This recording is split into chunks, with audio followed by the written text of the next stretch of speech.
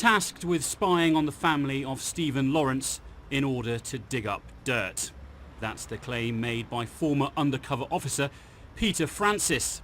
He says his superiors wanted information to undermine any campaign for a more thorough investigation into the murder. If somebody in the family was involved in demonstrations, drug dealers, anything, no SDS officer was successful in finding anything really concrete. It was just a bit of hearsay, tit-tattle. Murdered on the 22nd of April 1993, the Stephen Lawrence investigation is one that has been fraught with controversy right from the start. Soon after he was killed at this bus stop, 2 men were charged, but these charges were later dropped. Peter Francis claims that it was during this period that he and 3 other officers were tasked with gathering intelligence. Back in that time, during our time of grieving for our son, that there was somebody sitting somewhere calculating, infiltrating into our family.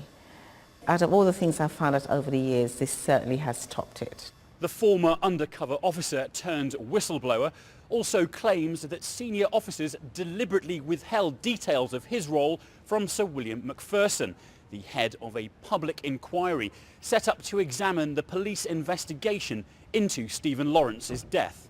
That officers in Scotland Yard considered whether they should disclose the fact of this undercover operation to the Macpherson inquiry, and they decided not to do so.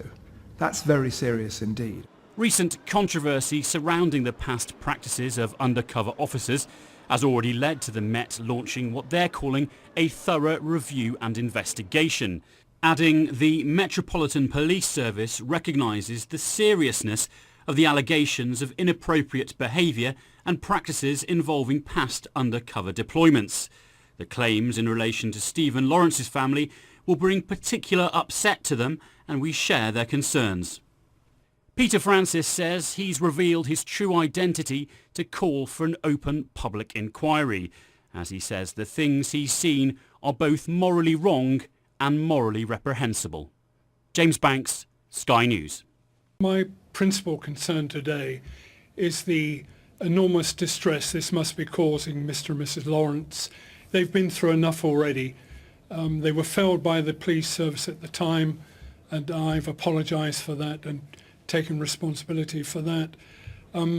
These allegations must be looked at quickly, vigorously, with some outside input so the truth can be established.